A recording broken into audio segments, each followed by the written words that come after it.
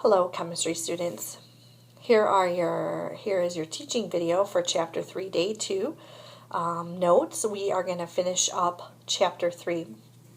Today we're going to be talking about significant figures, which is going to be important every single time you do any calculations in chemistry. We're going to talk about the metric system and the international system of units. We are going to talk about temperature. And again, this is all sort of background information that we need to move into doing the math that we do in chemistry. So again, we're going to start by talking about significant figures in measurements. And we're going to start by defining what significant figures are. Sometimes I call them just sig fig. Sometimes on a test or quiz, I might just put SF. That stands for significant figures. So significant figures in a measurement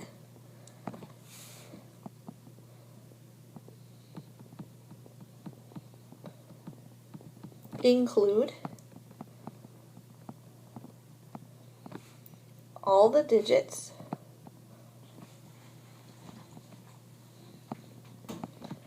that are known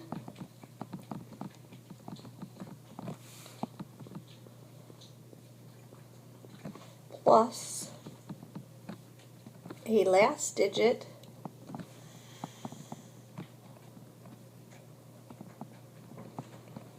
that is estimated.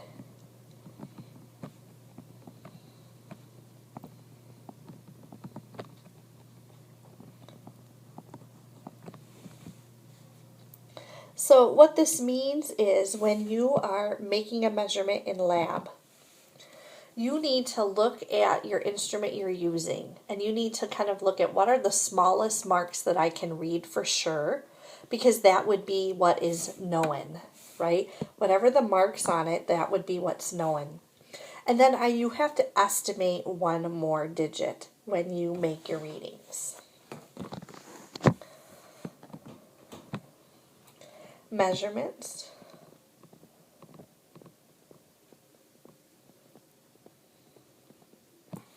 must be reported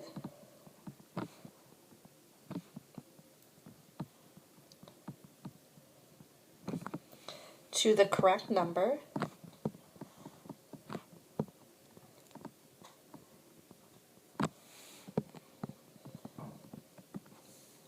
of sig figs because our calculated answers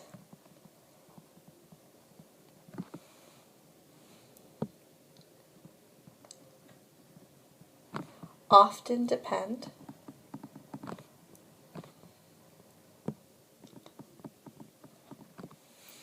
on the number of sig figs or significant figures in the values used in the calculation.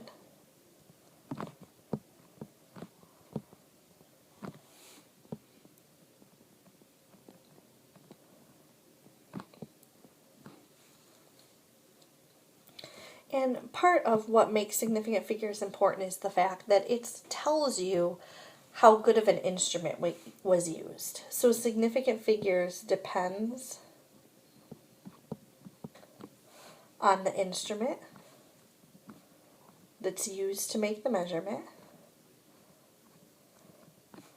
And instruments differ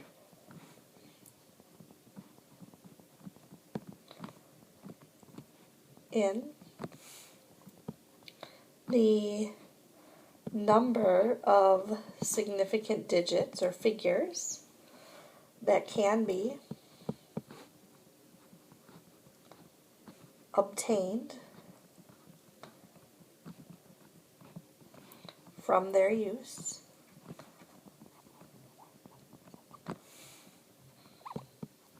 and thus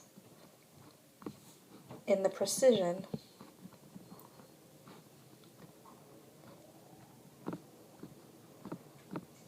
of the measurements.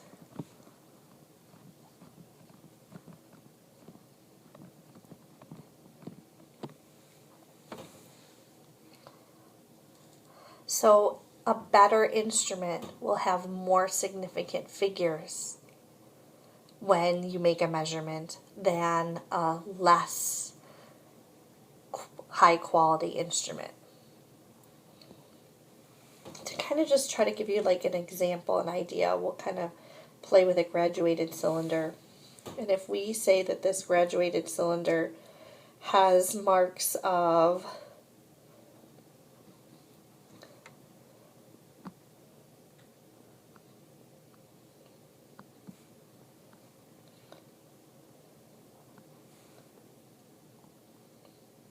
okay, so let's say that this is 1 and this is 2, right? And notice I have 1, 2, 3, 4, 5, 6, 7, 8, 9, 10. So those are tenths.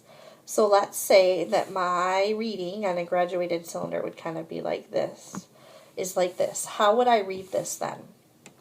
Well, I have to read the digits that I know for sure. So I know it's 1 point, okay? And I can read that it's 0.1, 0.2, 0.3, 0.4, 0.5. But now I have to estimate one more. And this is where our measurements can kind of change a little bit. Maybe I'm going to say this is 1.1.51. That would be fine. Somebody else could say it's 1.52. Somebody else could say it's 1.50. Okay?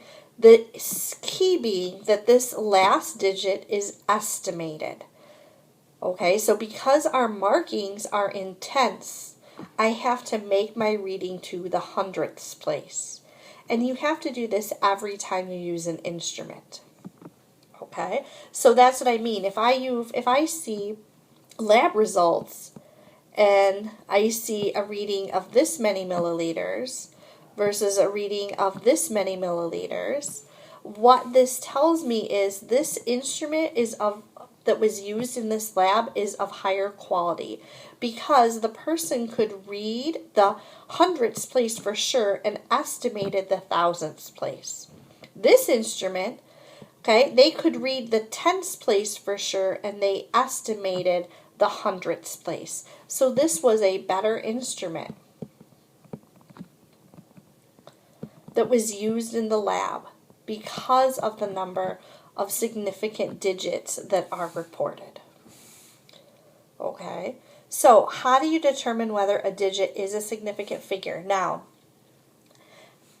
to save you some notes, okay, and having to write things down, you're going to want to look under the Chapter 3 topic.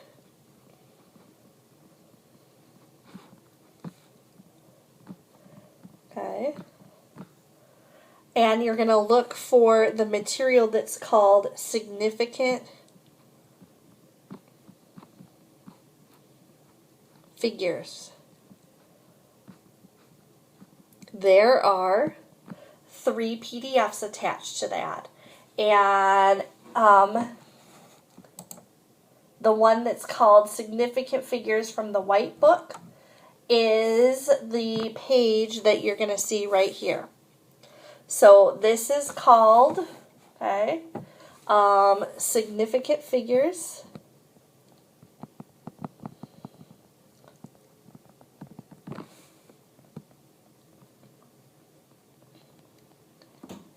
from the White Book, which is the newer version of our textbook.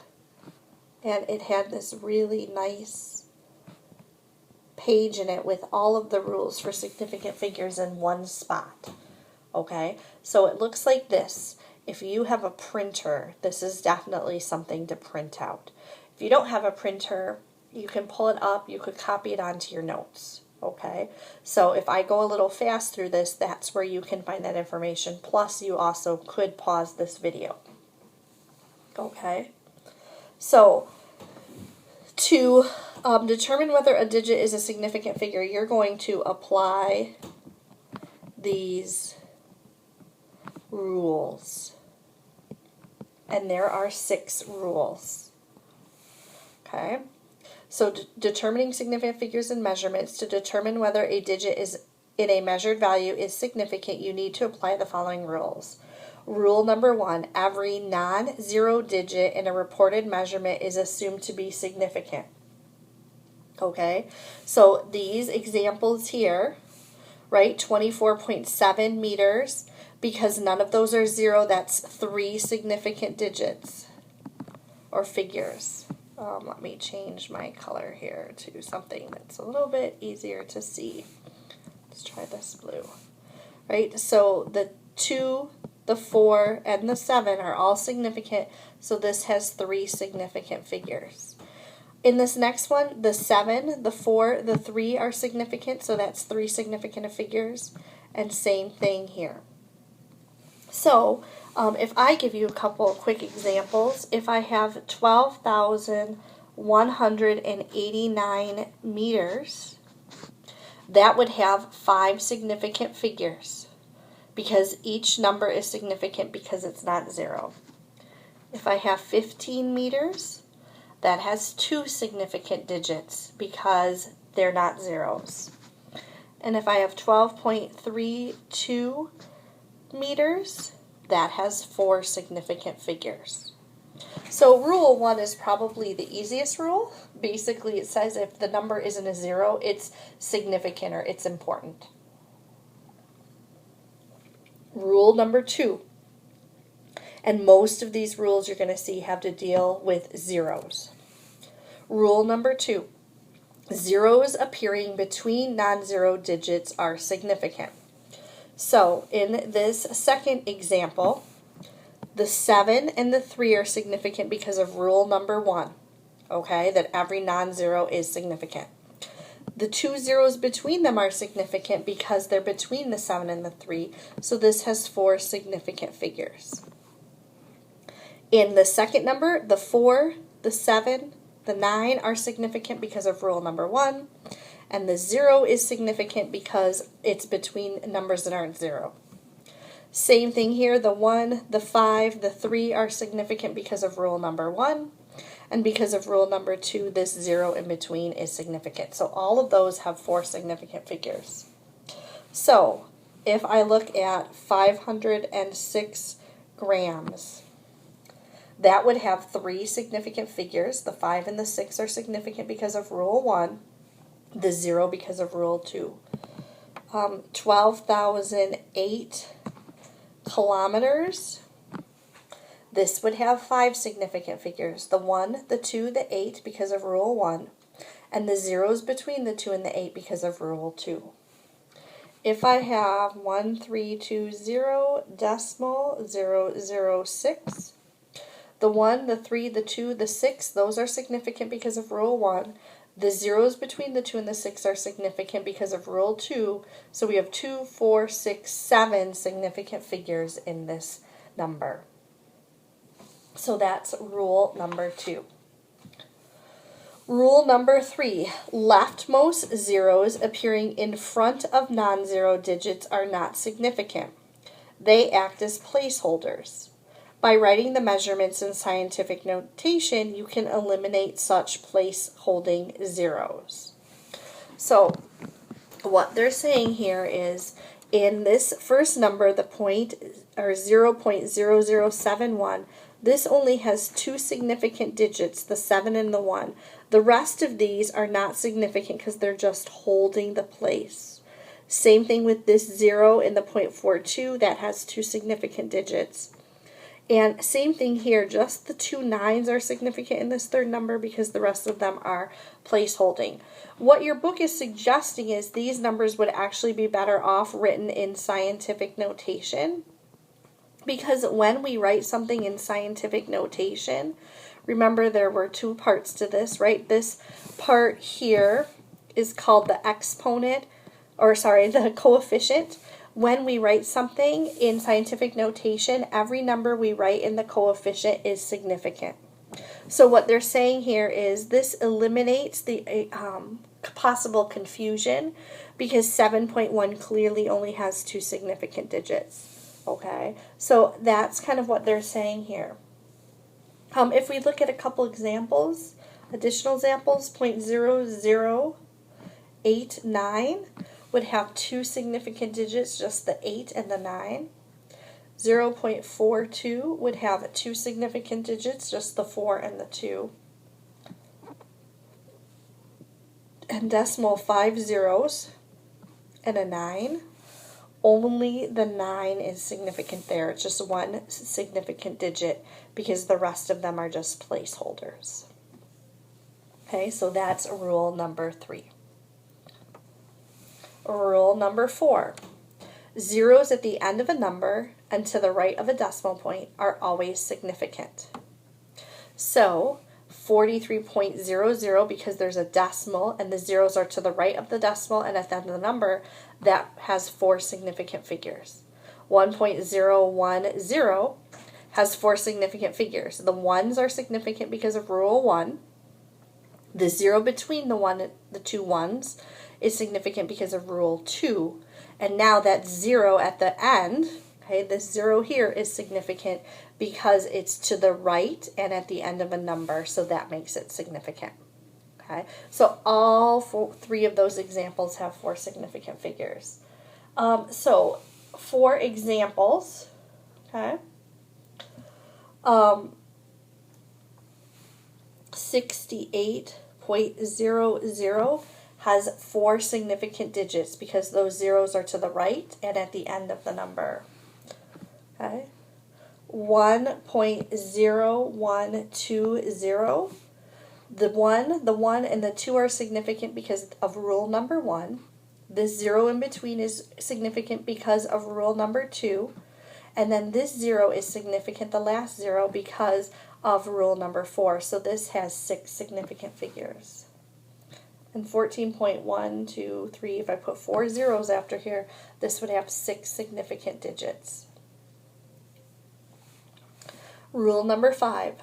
Zeros at the rightmost end of a measurement that lie to the left of an understood decimal point are not significant if they serve as placeholders to show the magnitude of the number. So first thing we kind of want to talk about here is this idea of an understood decimal. That means that it is not written.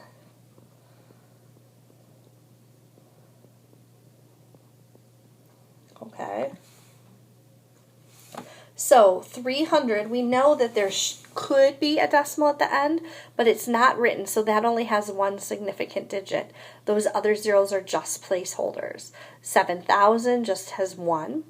The 27,210 has 4 because the 2, the 7, the 2, and the 1 are significant, but that last 0 is not. Okay. Now, here's kind of your book's suggestion. If such zeros are known measured values, however, then they would be significant. Writing the value in scientific notation makes it clear that these zeros are significant. So 300 meters, if you measured and your estimated digit was this 0, then you really should write it as 3.00 because now I know that this has 3 significant digits. You also could write it with a decimal place. I'm fine with that. When we write our decimal, that makes those zeros significant. So, for example, okay, to look at a couple more, 120 would just have 2 significant figures. 100 would just have 1. And 9,000 would only have 1. Okay.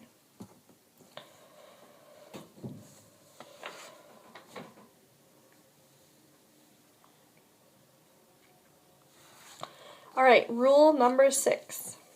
There are 2 situations in which numbers have an unlimited number of significant figures. The first involves counting. A number that is counted is exact. So what we're saying here is if you would count to figure out what the number is, then it has unlimited significant figures.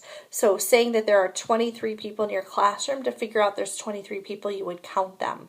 So this measurement is a counted value, and thus it has unlimited sig figs. So you would say the sig figs here are unlimited. Okay. The second situation involves exactly defined quantities, such as those found within a system of measurement. So 60 minutes is exactly 1 hour, and 100 centimeters is exactly 1 meter. So for these, you again would say they have unlimited significant figures because they are definitions. Okay, so the kind of key here is if we count or if it's a definition, then they have unlimited significant figures.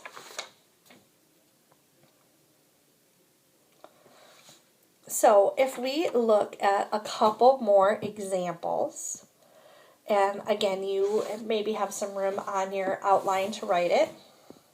So some other examples that we're going to look at, 123 meters. I want you to decide how many significant figures these have.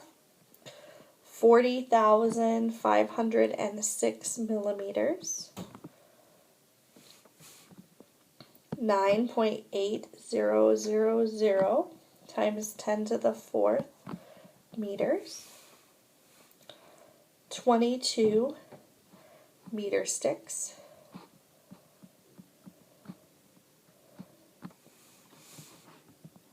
0.07080 meters, and 98,000 meters. So take a moment and figure out how many significant figures each of these numbers has.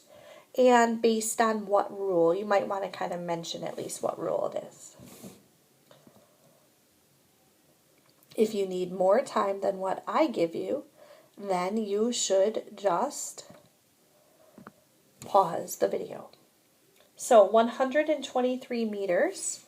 This has 3 significant figures, and that's because of rule number 1, right? All of those are not 0, so that's rule number 1. Our next one was the 40,506 meters. The 4, the 5, and the 6 are significant because of rule number 1. These zeros are significant because of rule number 2. So that gives us 5 significant figures for this one. 9.8000 times 10 to the 4th meters. The 9 and the 8 are significant because of rule number 1. Now, these are zeros to the right of a decimal and at the end of a number, okay, which is rule number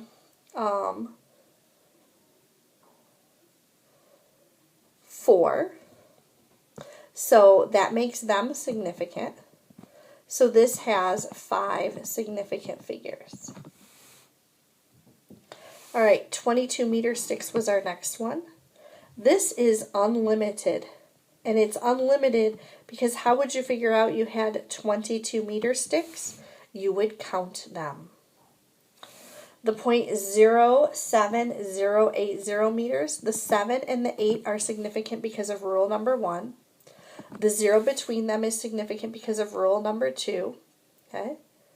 And this 0 is to the right of a decimal and at the end of a digit of a number, so it's significant as well. So that gives us 4 significant figures for this one. And 98,000 meters. The 9 and the 8 are significant because of rule number 1. This is that understood decimal, which means those zeros are not significant. So this only has 2 significant figures.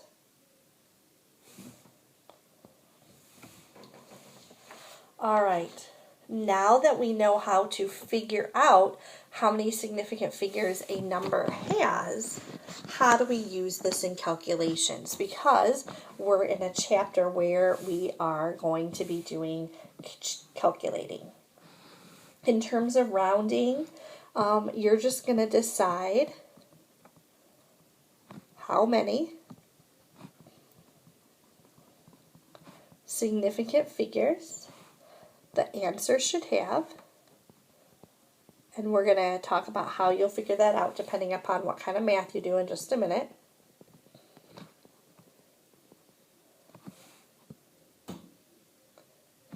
And we're going to use kind of normal rounding. Oops. So by that I mean the rounding you learned in elementary school, right?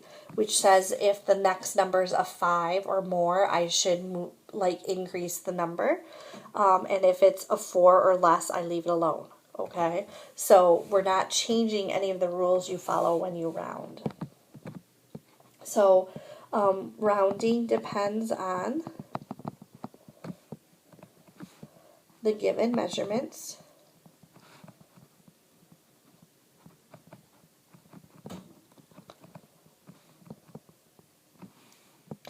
and the mathematical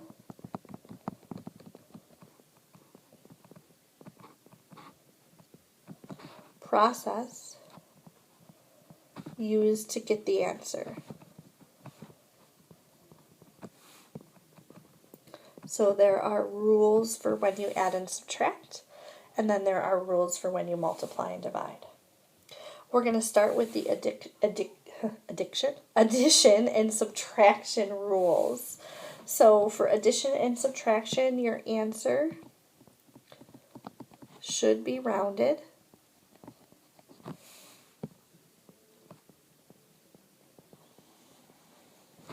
to the same number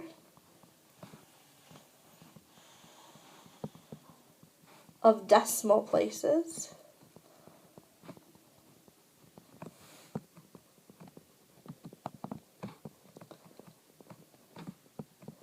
not digits as the measurement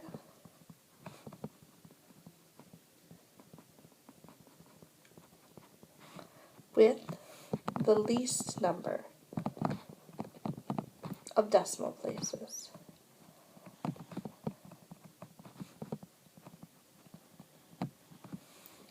So we'll kind of look at two examples.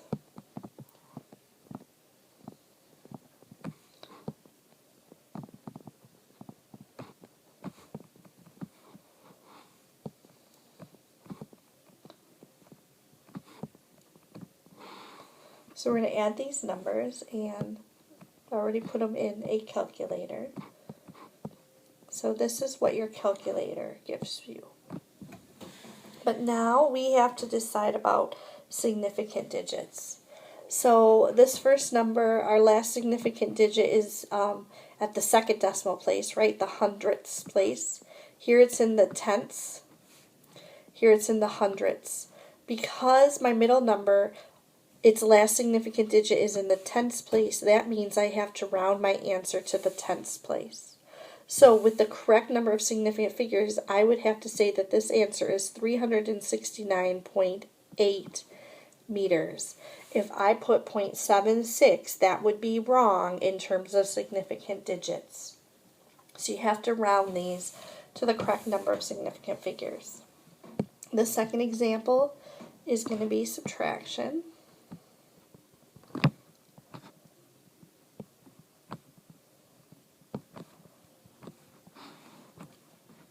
So again, your calculator is going to give you this value. Here I have 3 decimal places, right to the tenths, hundredths, thousandths place. Here I just have to the tenths, hundredths place. That means I have to round to the hundredths place.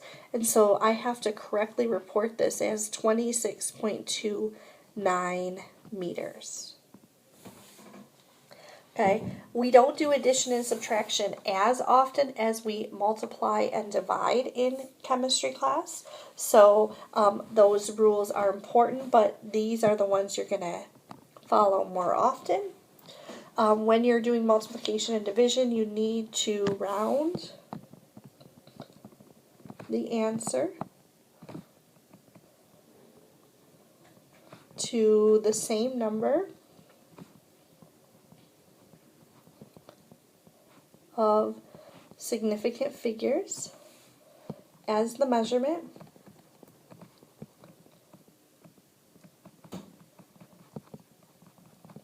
with the least number of significant figures. So again, we're going to look at a couple examples of this. Okay, we do this more often. So 7.55 meters times 0.34 meters. Your calculator gives you 2.567, and it's meters squared. So my first number has 3 significant figures. My second number has 2. That means my answer can only have 2. So I have to round to this position, so it's going to be 2.6 meters squared. Second example, 2.10 meters times 0.70 meters. Your calculator gives you 1.47, and it's meters squared again. This number has 3 significant digits. The second one has 2. Means my answer can have 2, and I'm going to have to round to this position of the 4. So I'm going to write this as 1.5 meters squared. 2.4526 meters squared divided by 8.4 meters. My calculator gives me 0.291976. The units would be a meter. Okay. This first number has 1, 2, 3, 4, 5 significant digits. This one has 2. That means my answer can only have 2, so I have to round to this position of the 9. So I'm going to call this 0.29 meters. Last example, 0.365 meters squared divided by 0.0200 meters equals, my calculator gives me 18.25 meters. This first number has 1, 2, 3 significant digits. This one has 1, 2, 3 significant digits, which means my answer can have 3, so I have to round to the 2. So I'm going to have 18.3 meters as my answer. So remember the other day when I talked about points, right? When you do problems, you're going to get 1 point for showing me an equation, 1 point for plugging in your numbers and units, 1 point for having the correct answer, so like number, 1 point for having the correct units on your answer, and 1 point for your significant figures being correct. So from here on out, every single time you do a calculation in chemistry, you need to be paying attention to significant figures. So now that you have some knowledge of significant figures, and the one thing that I will tell you about all of these rules is that these rules get easier to use the more you use them. So they're going to feel burdensome at first, and like you have to look at this paper every single time. As you do more and more problems, you will just become familiar with the rules and know what to do. So we need to talk about the International System of Units, which I think that most of you are aware is not the system of units that we use here in the United States, but rather it's the metric system. And the metric system has are the standards of measurement.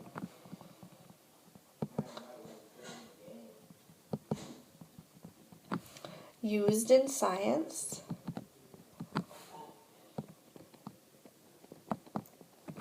are those of the metric system.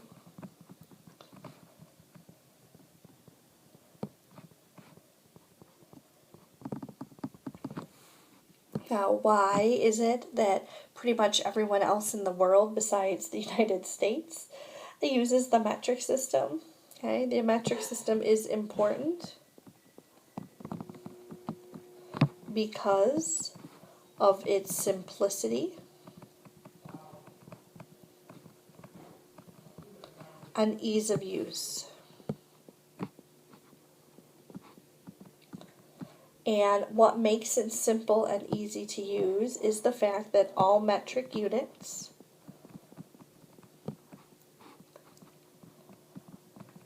are based on multiples of 10. As a result, you can convert between units easily. And in fact, you probably did that in middle school by moving decimal places. I'm not going to be okay with you just moving decimal places any longer, just as a fair warning. So, the metric system really is kind of a version of the International System of Units. Okay, so the International System of Units is a revised version of the metric system.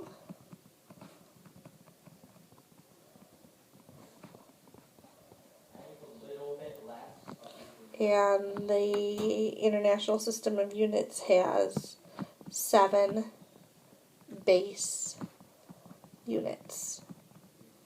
So it's the International System of Units, but it's the SI system because it's French. So in French, it's Le Système International de Unité, which is why it's SI instead of IS. Okay? So Le Système International de Unité is this international system of units. International means it's used by scientists all around the world, right? And one of the reasons that we do this is for communication. It makes communication much, much easier because every scientist in the world is using the same system of units. Every scientist in the world knows how long a meter is. So, what are these units of measurement? Okay, so one of the quantities we measure is length. The SI base unit for length is a meter, and its symbol is a lowercase m. Another quantity that we measure is mass. The SI base unit is the kilogram, which is abbreviated lowercase kg. Another quantity we measure is temperature. The SI base unit is the Kelvin, and its symbol is a capital K. Another quantity we measure is time.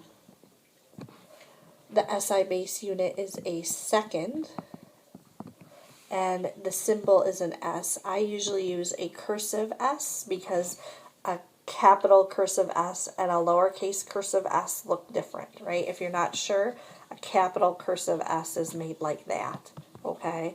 And so I usually use a cursive S to help me tell that it's a lowercase because this and this are hard to tell which one's capital and which one's lowercase unless they're next to each other, okay?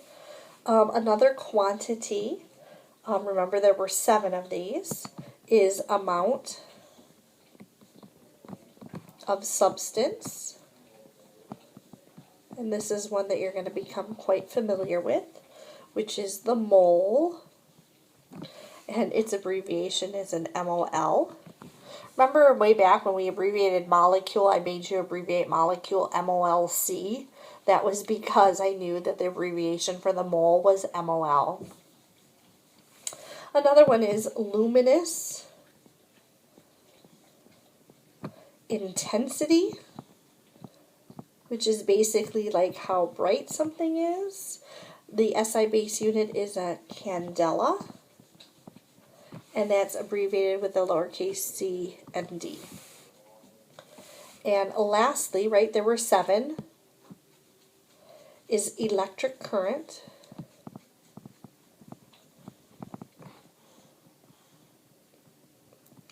Which is measured with an ampere, or ampere, and its abbreviation is a capital A. Okay, so this is Le Système International de Unité, these base units.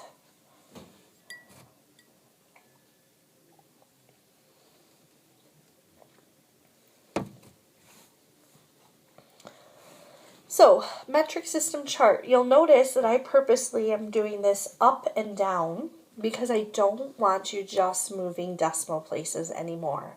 The reason being I want you to learn how to do these problems while they're easy, and you can check that you've done them correctly by moving your decimal place. However, the problems we're going to be doing, we cannot simply move decimal places. So I want you to learn how to set up the problems when they're easy, so that when the problems get a little tougher, you're comfortable with how you set up the problems. So this is our metric system chart. The M here stands for mega. The K is kilo.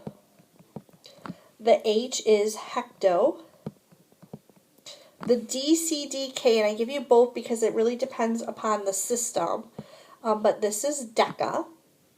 Your base can be lots of different things, right? This would be for volume, liters. For mass, it would be grams.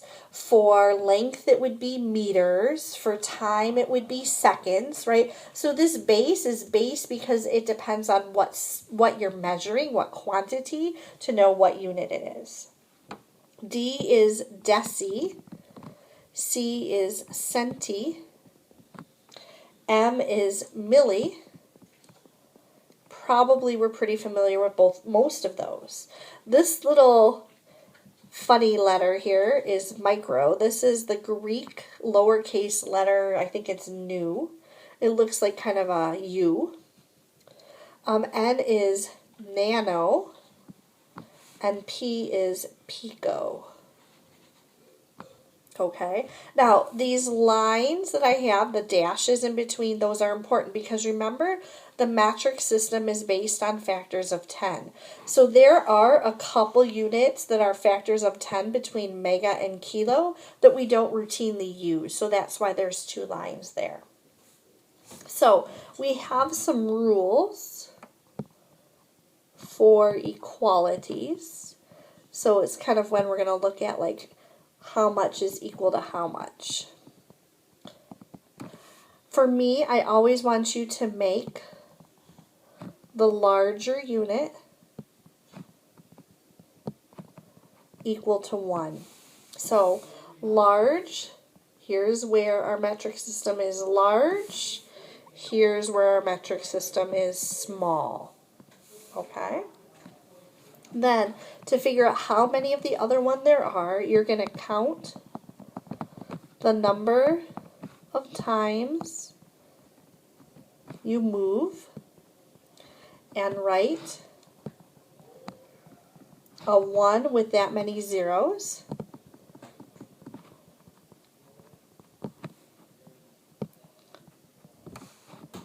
Behind it. Or you can do kind of like we did on our ChemQuest the other day, 10 to that number as a superscript. So to look at a couple practices, okay.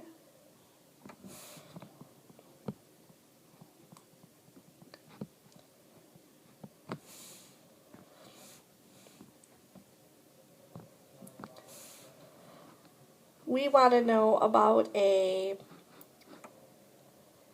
picometer, okay, and a hectometer. So we want to know the relationship between those. So my first thing is picometer or hectometer, which one's larger? Well, here's pico and here's hecto. So hecto is larger, so I'm going to make that equal to 1. Now I'm going to do my 10. And now I have to figure out what my superscript should be, how many times I have to move. So I'm going to start at hecto, and I'm just going to count. So I'm going to go 1, 2, 3, 4, 5, 6, 7, 8, 9, 10, 11, 12, 13, 14. So it's 10 to the 14th picometers is 1 hectometer. Okay. If I do another example, how about a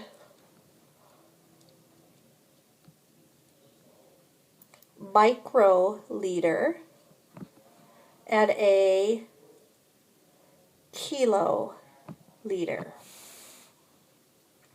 So again, these are equal amounts. If I have 10 to the 14th picometers and I walk for that distance, I'm walking the same distance as 1 hectometer. These are exactly the same amounts, two different ways of saying them. That's why they're called an equality. They're equal amounts. So, micrometer, kiloliter, here's kilo, here's micro. So kilo is larger, so I'm going to make it 1. 10, and then I'm going to count how many times I move. 1, 2, 3, 4, 5, 6, 7, 8, 9. 10 to the 9th.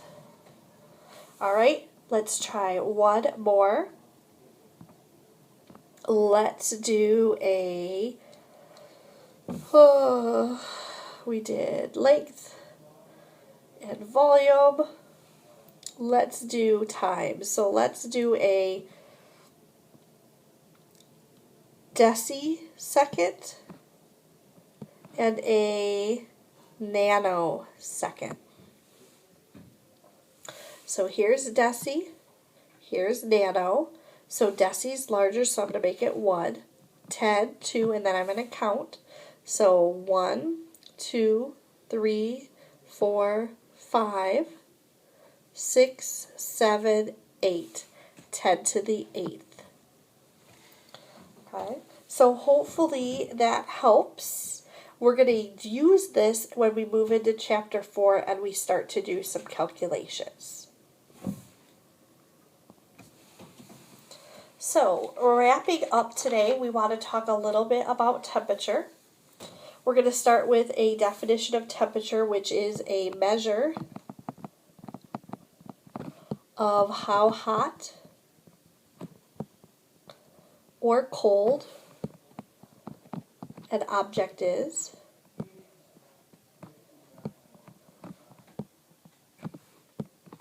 Temperature determines the direction of heat transfer.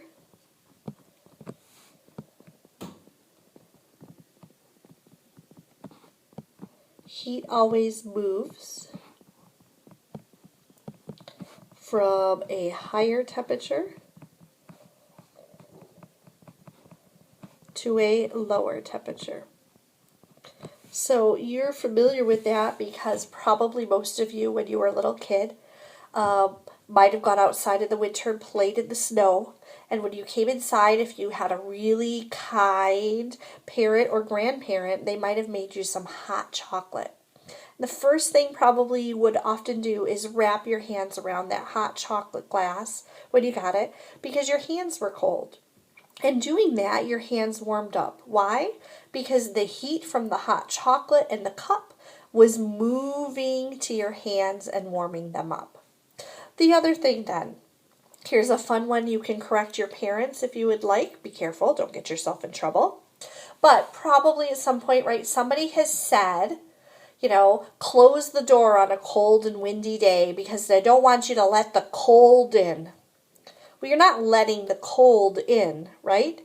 You're really letting the heat out because heat moves from high heat to low heat, high temperature to low temperature. So why does it get cold there in front of the door when you have your door open? Because all that heat that was right there inside of the house, inside of the door, as soon as you open that door, that heat rushes out the door and results in the amount of heat being left right inside that door being lower, and so the temperature has gone down.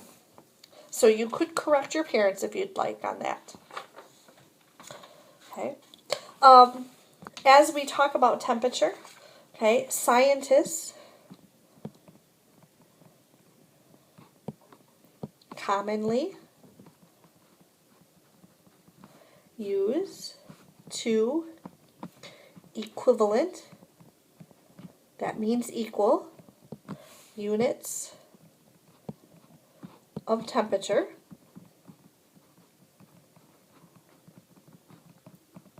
the degree Celsius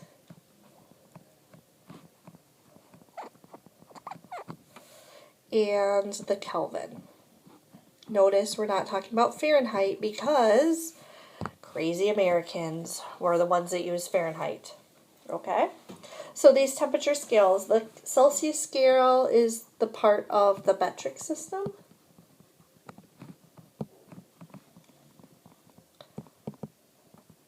And it uses 2 reference points.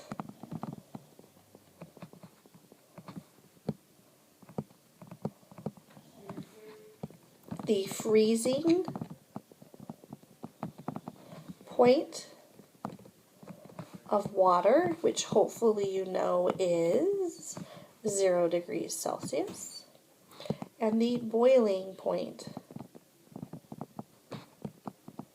of water, which is 100 degrees Celsius. The Kelvin scale, which is also called the absolute scale, okay, on the Kelvin scale,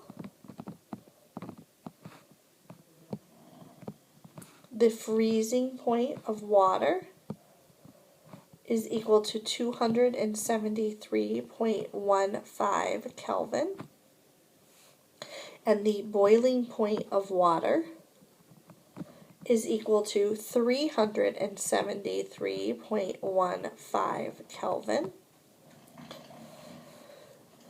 This is called the absolute scale because there is something called absolute zero, which is at a temperature of 0 Kelvin, which is equal to negative 273.15 degrees Celsius. Now, absolute zero is theory. What they have done is they have graphed temperatures and the amount of molecular motion. And at absolute zero, in theory, the motion of molecules would stop. They've gotten very, very close to it in this day and age of advanced technology, but they still haven't quite gotten there. But absolute zero is this idea that at absolute zero, all molecular motion would stop. Converting between these, to take a temperature that's in Celsius and make it Kelvin, you're going to add 273.15 to it. And if you're asked for a temperature in Celsius and you have Kelvin, you're going to subtract 273.15 to it from it. So that is the end of your notes. I realized it was sort of a long day of notes. You do have a pretty short homework assignment on page 62. You need to do questions 14 and 16. Have a good day. I'll talk to you tomorrow.